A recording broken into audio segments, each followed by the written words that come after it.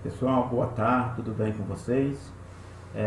Resolvi gravar esse vídeo em virtude que a nossa revisão estava marcada para a próxima quinta, e na próxima quinta nós teremos a palestra sobre direitos humanos, e eu acho fundamental a importância que todos participem da palestra desse momento, e assim eu vou pontuar algumas coisas aqui dos nossos conteúdos, lembrando que a nossa prova consiste de 3 conteúdos, né? Aristóteles, a filosofia medieval com Santo Tomás de Aquino e Santo Agostinho, e o contexto helenístico, e a origem da filosofia moderna e René Descartes. Portanto, um pouquinho da antiguidade, um pouquinho do medieval e um pouquinho da modernidade, certo? Na nossa aula, nós vimos uma diferença entre Aristóteles e Platão, né? Como vocês sabem, Platão foi o mestre de Aristóteles, e essa imagem mostra a diferença entre eles, né? Veja que Aristóteles vai discordar do seu mestre, certo? Não é porque Platão era mestre que ele vai concordar com tudo. Veja na foto aqui, Platão apontando para cima, porque Platão vai valorizar o mundo das ideias, e Aristóteles valoriza o mundo empírico. Por isso, ele faz objeção ao dualismo platônico. Aristóteles vai dizer: olha, Platão, não é necessário duplicar, dizer que existe um mundo inteligível e existe um mundo sensível. Aristóteles parte não da dedução, mas da indução. Ele vai partir dos objetos sensíveis. Ele vai dizer que a inteligência abstrai a essência, una e imutável. Portanto, vai do particular para o geral. Eu tenho esse objeto, tá certo?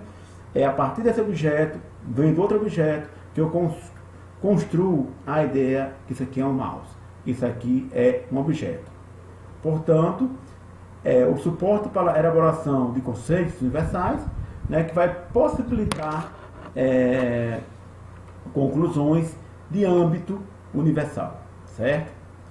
Isso é muito importante nessa compreensão de Aristóteles, né?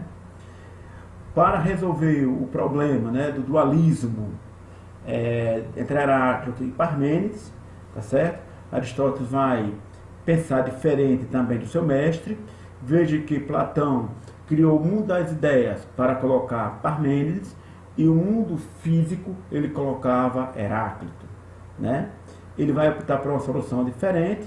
Para Aristóteles, todo ser ele é composto por 2 princípios, né? Que esses princípios vão explicar exatamente o devir das coisas.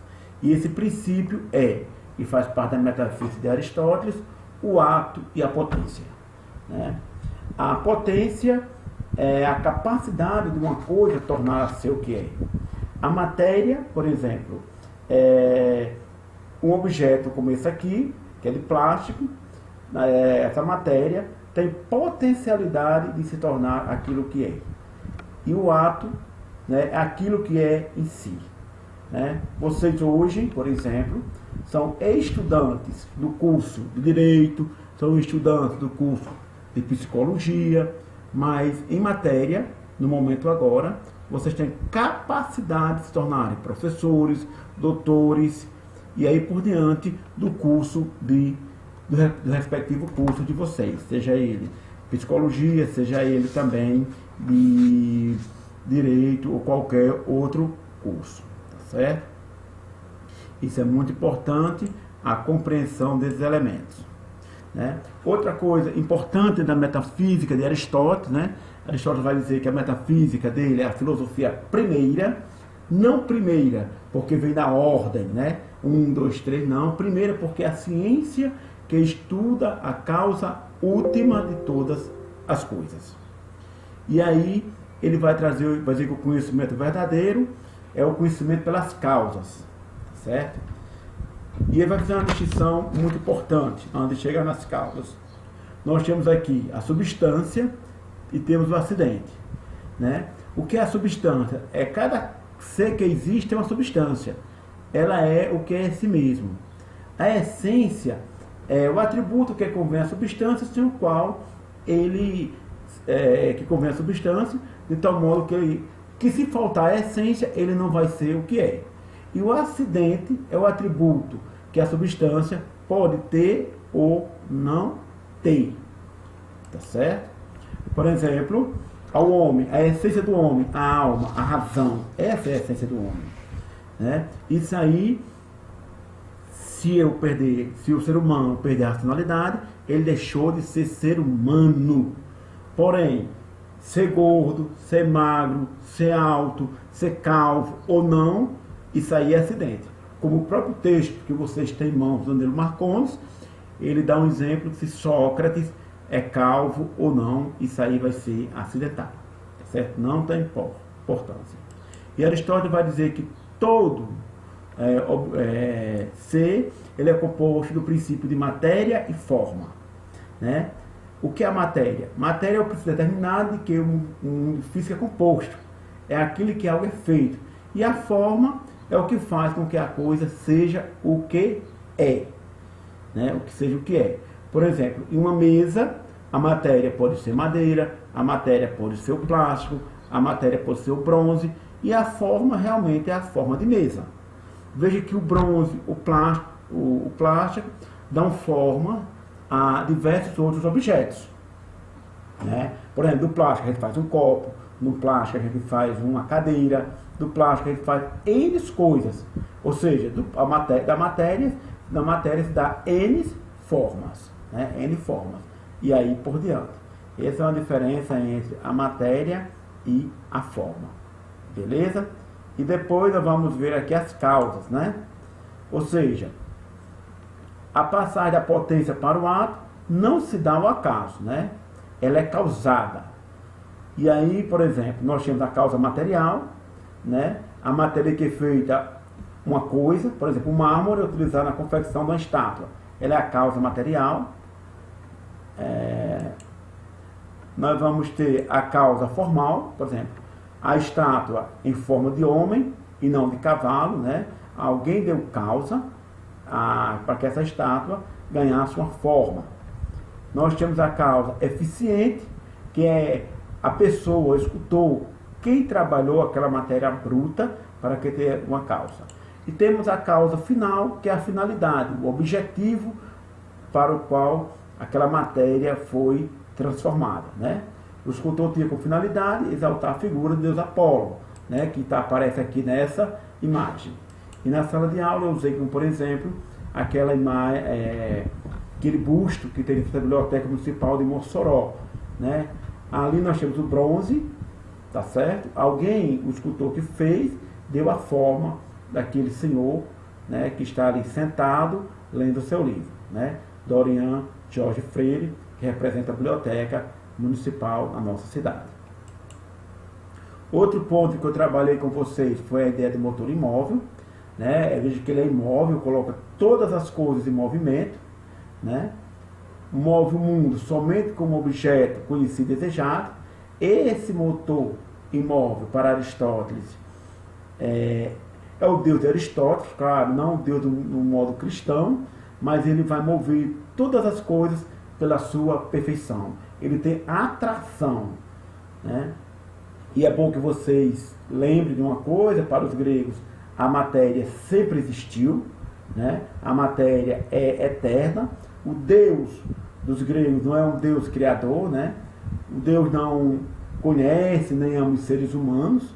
Ele é puro pensamento, é pensamento que pensa a si mesmo, e por isso a teologia aristotélica é filosófica e não teológica, tá certo? Porque parte de um Deus que não compreende exatamente o homem como a matéria, como ser criado por Deus, mas a matéria sempre existiu. Outro ponto que eu trabalhei com vocês foi a psicologia, a noção de alma em Aristóteles, e nós vimos que a alma se divide em duas partes, que é a alma racional e a alma irracional, mas as partes têm a alma tem as suas faculdades, né?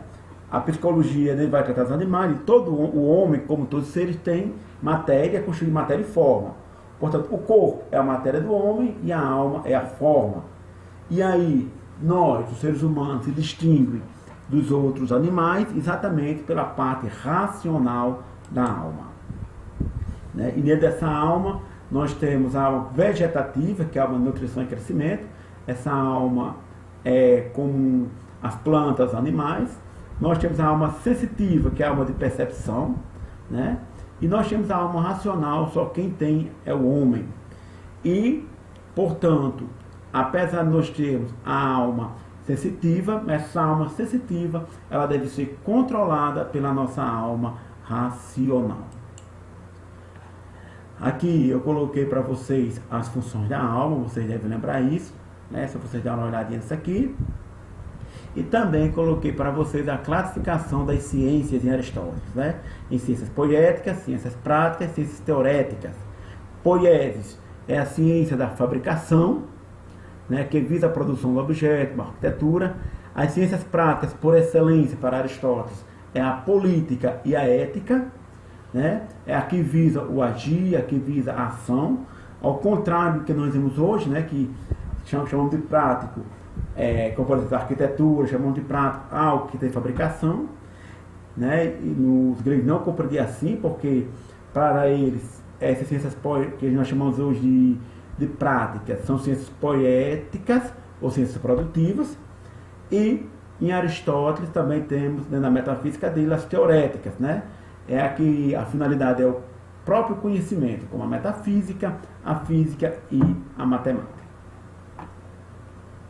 Bom, só estou revisando, não tenho me aprofundar muito nisso, né? Aristóteles vai escrever um tratado sobre a política. A política é um desdobramento natural da ética, é tanto que ele termina a ética Nicômaco, já dando passagem para a política. E na política ele vai compreender o homem como um animal político. Ele vai dizer: o homem que não vivesse na sociedade ou fora da política seria um semideus, um animal selvagem. E a política em Aristóteles tem um viés até biológico, né? Ele vai dizer que o homem é biopolitikos, o homem tem vida política. E o que a política faz? Qual é o objetivo da política? A política se preocupa com a felicidade coletiva da polis, com a felicidade coletiva do Estado. Nesse sentido, a tarefa da política é investigar e descobrir quais são as formas de governos e as instituições capazes de assegurar a felicidade coletiva. Ora, se o Estado cobre com as suas obrigações, ou melhor, cumpre com as suas obrigações, se os cidadãos fazem sua parte na vida política, logo a polis, o Estado, será feliz, né? Aqui é uma citação que coloquei para vocês, eles falando exatamente daquela parte que o homem tem que viver em sociedade, né? Ele vai articular ética e política, não são duas coisas dissociáveis, né? A política se articula com a ética na medida em que examina o contexto em que o homem virtuoso deve exercer sua virtude, né? Qual é o contexto de como exercer sua virtude? Na polis. Se o homem é virtuoso, é dentro do Estado que ele tem que exercer sua virtude. Agir virtuoso se caracteriza não só por aquilo que torna feliz, mas pela relação com os outros, ou seja, com a vida social. Ora, a virtude não vai ser somente individual, mas essa virtude ela tem que ser exercida na coletividade, certo? É dentro do contexto coletivo, é dentro da sociedade que ele vai exercer. A gente costuma, quando trabalha a ética, dividir, dizer que a obra política é a ética no conjunto coletivo e a ética Nicômaco é a ética individual. A gente costuma fazer as divisões.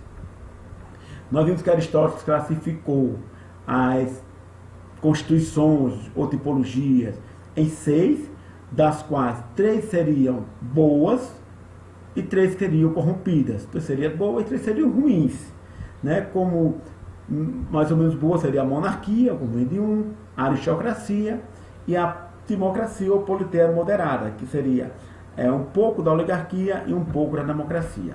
Das corrompidas, a tirania ele nem chega a discutir, a oligarquia ele vai dizer que não é a melhor forma de governo, porque o governo favorece os ricos, e a democracia radical não é boa porque o governo da maioria é pobre. O que quer dizer com isso? Quer dizer que como a maioria são pobres, sendo que eu expliquei isso, pode eleger governos tirando. Uma democracia radical, a gente falar da democracia radical, não da democracia moderada, como eu coloquei nesse outro lado aqui. A democracia radical é aqueles que todos têm direito a voto. Se todos têm direito a voto, a grande massa pode eleger um tirano. Portanto, dentro de um regime democrático, se pode também eleger tirano. Isso mesmo também, por exemplo, Etienne Lavoisier diz, né, que existem governos tiranos que são elegidos em uma democracia. Isso já é um pensador do século XVI. Né? Faço aqui um resumo, né, de Aristóteles. Né? Nós vimos que, fazendo a diferença entre Platão e Aristóteles, nós vimos que Platão tinha a natureza dualista, Aristóteles é monista, parte do empírico, parte de um ser, né, na natureza, da razão para a experiência, Aristóteles parte da experiência para a razão, a lógica de Platão ela é dedutiva e a lógica de Aristóteles é indutiva. Enquanto Platão dá primazia à ideia, Aristóteles dá primazia à experiência. Quando se trata da educação, né, Platão busca a perfeição e a verdade que está na alma, quer dizer que o mundo perfeito está na alma, o que nós conhecemos aqui são só coisas imperfeitas, já Aristóteles vai dizer ao contrário. É preciso educar os sentidos e a razão para alcançar a perfeição. É preciso depurar os sentidos, certo? É porque os sentidos nos enganam, mas precisamos partir deles. E para resumir tudo, essa imagem aqui, mais uma vez, lembrando que Platão aponta para o alto e Aristóteles aponta para baixo.